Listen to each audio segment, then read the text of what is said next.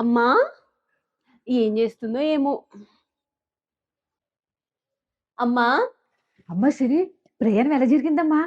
చాలా బాగా జరిగిందమ్మా. స్లోగా మాట్లాడమ్మా, వదిన పడుకుంది. సరేలే. మా అమ్మకి నాకంటే మా వదినే ఎక్కువైపోయినట్లుంది. అసలే ప్రయాణం చేసి వచ్చావు. బ్యాగ్ గిటి కూర్చో, ఏమైనా తినడానికి తెస్తాను. హ్మ్. అమ్మా సిరి ఎప్పుడొచ్చావు? ఇప్పుడే వచ్చా నాన్నగారు. ఏంటమ్మా సడన్ గా నువ్వు వస్తున్నట్లు మీ అమ్మ కూడా అనలేదు? ఏం లేదు నాన్నగారు. మీ అల్లుడు గారు ఆఫీస్ వర్క్ మీద ట్రిప్‌కెళ్లారు. వారం రోజుల తర్వాత వస్తారు. ఆ వారం రోజులు ఇక్కడ ఉందామని వచ్చేసాను. అవునా, సంతోషం అమ్మా. నువ్వు కూర్చో, నేను అలా బయటికి వెళ్ళి వస్తాను. సరే నాన్నగారు. ఓకే అమ్మా. సిరి సడన్ గా వచ్చిందంటే ఏం చేసుకుని వచ్చిందో. తీసుకో అమ్మా. హ్మ్. నీవే అమ్మ. ఏంటమ్మా సడన్ గా? అంటే మీ అల్లుడు గారు ఆఫీస్ పని మీద ట్రిప్పెళ్లారమ్మా. ఆ ఈసారి నిజం చెప్పు. నిజమమ్మా. నీ గురించి నాకు తెలుసు కానీ నిజం చెప్పు. నేనక్కడ ఉండలేకపోతున్నానమ్మా. ఎందుకు? 3 రోజులకొకసారి మా ఆడపడుచు ఇంటికొచ్చి కూర్చుంటుందమ్మా. ఆవిడొచ్చేది గాక వాళ్ళ గుంపంతటిని తెస్తుంది. వాళ్ళందరికీ వంట చేయలేక సచ్చిపోతున్నా. నువ్వు చూడు వదినకెంత సపోర్టో. నేనొచ్చినా వదిన పడుకుందని గట్టిగా మాట్లాడొద్దన్నావు. మా అత్తగారు ఉంది. నేనెప్పుడు పడుకున్నా ఏదో ఒక పని చెప్దామని చూస్తుంది. వాళ్ళతో ఏగడం మాత్రం నా వల్ల అవ్వట్లేదమ్మా. అయ్యో అలాగా? మరదే గదమ్మా! మీ అల్లుడు గారున్నారంటే, మీ అల్లుడు గారు గూడా వాళ్ళకే సపోర్టు. వేరే కాపురం పెడదామంటే అస్సలు ఒప్పుకోవట్లేదు. ఎంతసేపు కలిసుంటేనే కలదు సుఖం అంటారు. నాకైతే ఆ సుఖం కనిపించట్లేదు. ఉదయం లేచినప్పటి నుంచి వాళ్ళ బరువంతా నా భుజాల మీద మోయడమే సరిపోతుంది. అయ్యో, ఎంత కష్టం వచ్చిందమ్మా నీకు? నువ్వెప్పుడూని అయ్యో! ఇంత కష్టమొచ్చిందా?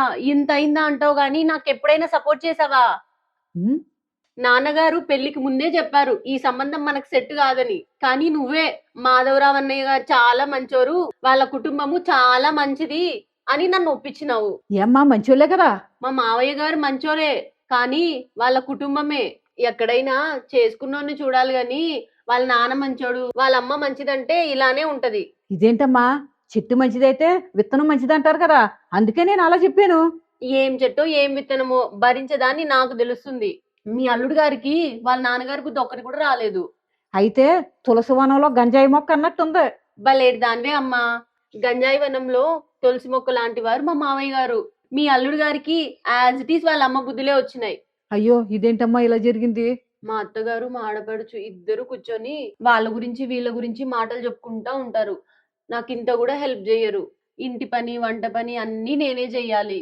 ఆ పిల్లలు ఉన్నారు కదా, వండింది ఏమన్నా తింటారా అంటే లేదు. ఒక్కొక్కరికి ఒక్కొక్క వెరైటీ కావాలి. ఒకడేమో శాండ్విచ్ అంటాడు, ఇంకొకడేమో బ్రెడ్ ఆమ్లెట్ అంటాడు. ఇవన్నీ వండాలంటే తల ప్రాణం తోకకొస్తుంది. అందుకే ఒక వారం రోజుల పాటు ప్రశాంతంగా ఉందామని వచ్చేసాను. అలాగేనమ్మా, నువ్వు ఎన్ని రోజులు ఉండాలనుకుంటే అన్ని రోజులు హ్యాపీగా ఉండు. అయినా నేనొచ్చి ఇంతసేపు అవుతుంది, వదిన లేవలేదేంటమ్మా?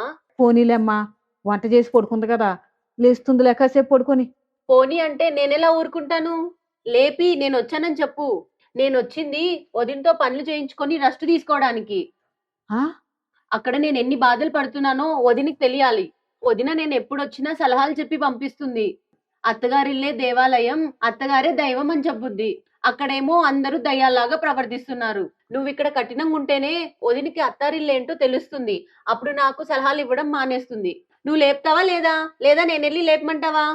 ఆ ఇదేంటి సిరి, ఉన్నట్టుండి ఎంత కఠినంగా మారిపోయో? అక్కడ కూడా నువ్వు ఇలాగే మాట్లాడుతున్నావా? అక్కడేంటి? నేనెక్కడైనా ఇలాగే మాట్లాడతాను. నాన్నగారిలా ఉన్నదున్నట్లు చెప్పడమే నా నైజం. ఉన్నది ఉన్నట్టు చెప్పడం నిజమేనమ్మా, కానీ ఈ రోజుల్లో అది వర్కౌట్ అవ్వదు. మనుషులందరూ ఒకలా ఉండరమ్మా. ఎవరి అభిమతాలు వాళ్ళవే. వాళ్ళ ప్రవర్తనలను బట్టి మనం మలుచుకోవాలి. నువ్వు కూడా అలా చెప్పకమ్మా వదినలాగా సూక్తులు. సిరి, నువ్వు ఇలా మాట్లాడకూడదమ్మా. నేను అక్కడ ఎలాగున్నా మా వదిన ఇక్కడ హ్యాపీగా ఉందని సంతోషించకుండా మా వదినకు కూడా నాలాగే జరగాలనుకోవడం చాలా తప్పు.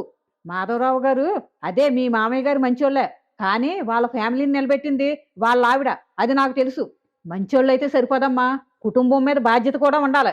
తన పిల్లల్ని మంచిగా చదివించి ప్రయోజకులను చేయించింది మీ అత్తగారు. మీ ఆడపడుచు వచ్చి 2 రోజులు ఉంటుంది, పనులన్నీ నేను చేయాలంటున్నావు. నీ పెళ్లిలో మీ ఆడపడుచు ఎంత హెల్ప్ చేసింది? ఆవిడకి ఎంతో ఇష్టమైన హారం తీసి నీ మెల్లో వేసింది. మెల్లో వేయడం కాదు, నీకు నచ్చితే అది నువ్వు తీసేసుకో సిరి అంద. ఇక నుంచి ఇది నీదే వదిన అంద. నేను ఒప్పుకోకపోవడం వల్ల తిరిగి తను తీసుకుంది. ఈ రోజుల్లో అలాంటి ఆడపడుచు ఎవరుకున్నారమ్మా? ఇంకా అల్లుడు గారిని అంటున్నావు. అల్లుడు గారు నువ్వేది కోరితే అది కొనితేస్తారు నీకు క్షణాల మీద. నువ్వు ఎక్కడికంటే అక్కడ తీసుకెళ్తారు. సంవత్సరానికి 2 సార్లు నువ్వు ఏ ట్రిప్ అంటే ఆ ట్రిప్ తీసుకెళ్తారు. ఆయన ఎప్పుడు కూడా నీ వల్ల డబ్బు ఖర్చు అవుతుందని అనుకోలేదే. వచ్చి అత్తారింట్లో 4 రోజులు ఉండాలని మీ ఆయన గారికి లేక కాదు. వస్తే అత్తయ్య గారు నాకు అన్ని రకాలు చేసి పెడతారో, ఆవిడ ఎంత ఇబ్బంది పడతారో అని ఆలోచించే మంచి మనిషి. అలాంటి ఆయన్ని పట్టుకుని నువ్వు అనరాని మాటలు అంటావా? నువ్వు అటువంటి ఫ్యామిలీలోకి వెళ్ళావంటే మాది పూర్వజన్మ సుకృతం అని మేము అనుకుంటున్నాం. అన్ని క్వాలిటీస్ ఉన్న ఫ్యామిలీని పట్టుకుని నువ్వు గంజాయివనం అంటావా? ఒక తల్లిగా చెప్పాల్సిన హక్కు నాకుంది. ఒక కూతురిగా వినాల్సిన బాధ్యత నీకుంది. నువ్వు ఎన్ని రోజులు ఉండాలనుకుంటే అన్ని రోజులు ఇక్కడ హ్యాపీగా ఉండి తరువాత అక్కడికెళ్ళి వాళ్ళని హ్యాపీగా చూసుకో. మీ ఇంట్లో పిండి ఎవరు రుబ్బుతారు? అత్తయ్య. వంట ఎవరు చేస్తారు? ఇంకెవరు? నేనే. గిన్నెలు ఎవరు తోముతారు? పనామా. బట్టలు ఎవరు తూతారు? పనామా. ఇల్లు ఎవరు తుడుస్తారు? పనామా. ఒక్క వంట చేయడానికే నువ్వెంత ఇబ్బంది పడిపోతే ఇన్ని సంవత్సరాల నుంచి అందరినీ అలా చూసుకుని వచ్చిన మీ అత్తయ్య గారు ఇంకేమనుకోవాలి? ఇంకా నువ్వే చెప్పాలమ్మా మీ అత్తయ్య గారితో. మీ పెళ్ళయిన దగ్గర నుంచి పనులన్నీ మీరే చూసుకుంటున్నారో ఈసారి నేను చేస్తాను అత్తయ్య గారు అనాలి. అంతేగాని వాళ్ళ మీద చాడీలు చెప్పి లేనిపోని అన్ని సృష్టిస్తావా? అక్కడ బంగారం లాంటి జీవితాన్ని చెడగొట్టుకోవడానికి చూస్తున్నావా? అమ్మా సిరి, నేను నిన్ను వెనకేసుకుని రాలేక కాదమ్మా. నా చేతులారా నీ జీవితాన్ని పాడు చేసిందాన్ని అవుతానని. ఈ అమ్మ ఇంత కఠినంగా మాట్లాడుతుందని నువ్వేమీ అనుకోకమ్మా. ఒక కుటుంబంలో ఎన్నో ఆటుపోట్లుంటాయమ్మా. అవన్నీ తట్టుకొని నిలబడినప్పుడే స్త్రీ జన్మకు అర్థం. ఎప్పుడూ మీ వదిన చెప్తుందంటున్నావు. ఈసారి నేను చెప్తున్నాను. అత్తగారిల్లే దేవాలయం, అత్తగారే దేవత అని. ఆ రోజుల్లో మా అత్తయ్య గారికి నేను అంత విలువిచ్చాను గనకే నాకు మీ వదిన లాంటి కోడలు దొరికింది.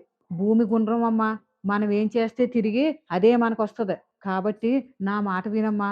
వాళ్ళతో ఆనందంగా ఉండమ్మా. అల్లుడు గారైతే చాలా మంచోళ్ళు.